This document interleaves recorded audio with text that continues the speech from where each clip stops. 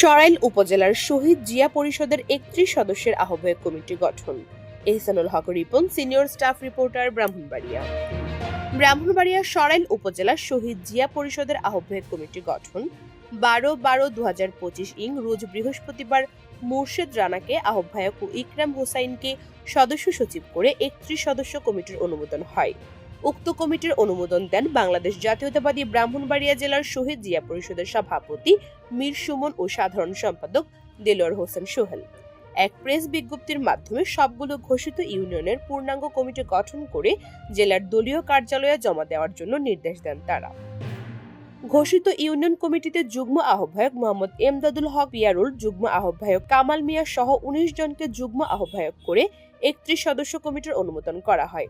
নব কমিটির আহ্বায়ক মুর্শেদ রানা বলেন, সংগঠনের কার্যক্রমকে আরও গতিশীল করতে আগামী কিছুদিনের মধ্যে নেতৃবৃন্দের সাথে আলোচনা করে পূর্ণাঙ্গ কমিটি গঠন করা হবে। সামনে জাতীয় নির্বাচন, বাংলাদেশ জাতীয়তাবাদী দল বিএনপির পক্ষে কাজ করব। শহীদ জিয়া পরিষদের জেলার সিনিয়র নেতাদের নির্দেশ মোতাবেক আমরা ঐক্যবদ্ধ থাকব ইনশাআল্লাহ। পূজা দত্ত, সারাবেলা নিউজ, ব্রাহ্মণবাড়িয়া।